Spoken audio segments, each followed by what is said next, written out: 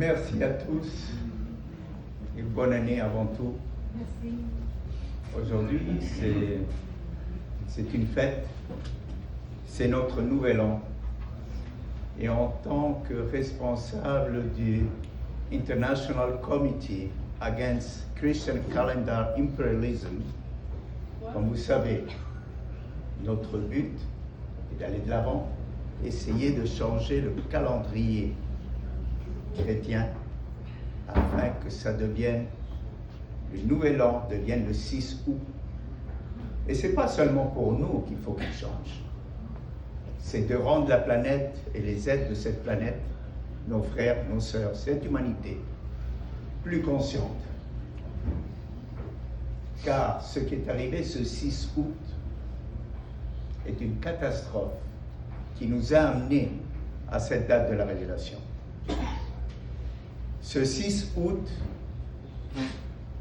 entre Hiroshima et Nagasaki, ça a tué plus de 386 000 personnes. Et ce n'est pas rien.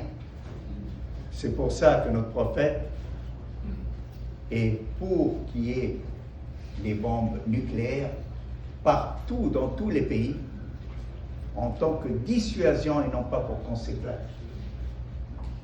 Parce que la bombe d'Hiroshima n'est rien qu'un petit pétard à comparer aux bombes nucléaires actuelles qui peuvent détruire pas seulement la planète, mais plusieurs planètes même autour. Des milliers de fois peuvent détruire la planète.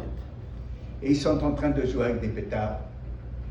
Ils sont en train d'amener leurs petits soldats qui seront tués avec des ordres. Comme a dit Roland McDan, les petits soldats de plan qui avancent. Et je t'échange mes camions pour tes tanks. Et quand les petits soldats y tombent, ils envoient d'autres. Et les imbéciles y vont. Tirer sur des gens qu'ils ne connaissent même pas. Parce qu'ils ont reçu l'ordre.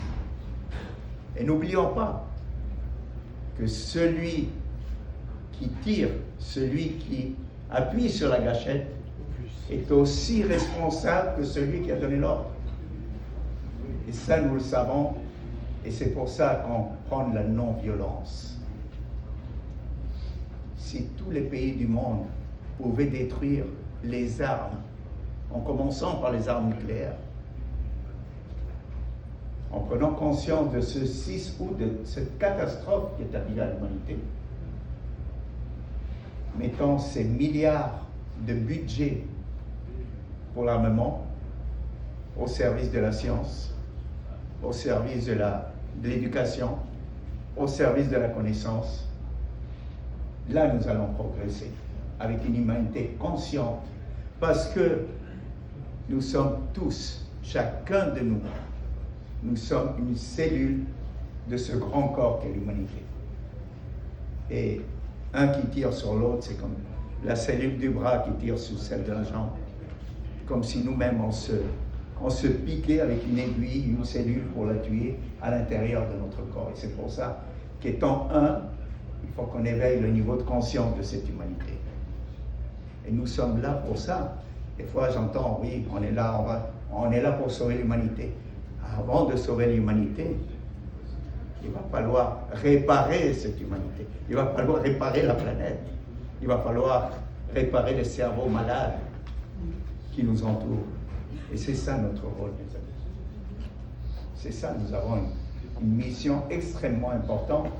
Et bien sûr, nous sommes une petite poignée qui est cette cellule de la conscience de cette humanité. Et nous sommes là, 50% de chance de survie, je ne dirais pas de nous autodétruire, mais de survie. C'est énorme en voyant tout ce qui se passe, comme ce crétin de Netanyahou qui disait hier, on va rentrer à Gaza, Gaza c'est à nous maintenant. Comment un Polonais qui est né en Pologne, que son père est né en Pologne ou en Ukraine ou ailleurs, vient en terre de Palestine mettre les Palestiniens dehors pour dire que c'est son pays. Mais avec les bénédictions des États-Unis, parce que l'argent qui mènent le monde et les banques sont juifs. Donc tout le monde se serre les fesses et tout le monde est dans le silence. Ah oui, les pauvres victimes. Oh, le 7 octobre, les malheureux. Mais le 7 octobre, je suis désolé, c'était préparé, c'était un coup de l'intérieur, tout simplement. Donc c'est un mensonge. En se cachant derrière, oui, nous on a vécu l'Holocauste. Ouais. Et puis, parce que tu l'as vécu, tu le fais aux autres aujourd'hui.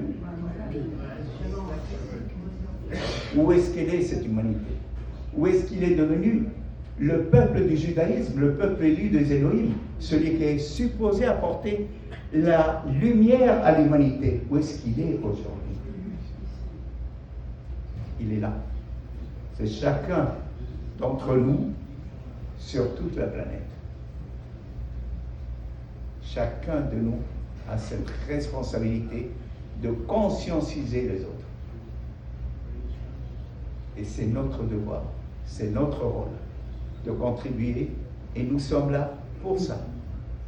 Nous sommes nés pour ça, nous vivons pour ça, et nous allons continuer, et on va accueillir ensemble nos créateurs, les Elohim, avec notre grand Daniel, qui fait tout pour qu'on y arrive.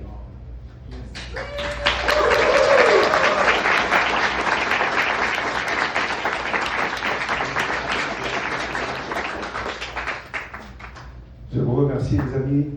Soyons heureux et laissons passer la bague, car si les Elohim sont pour nous, personne ne peut être contre nous. Je vous aime.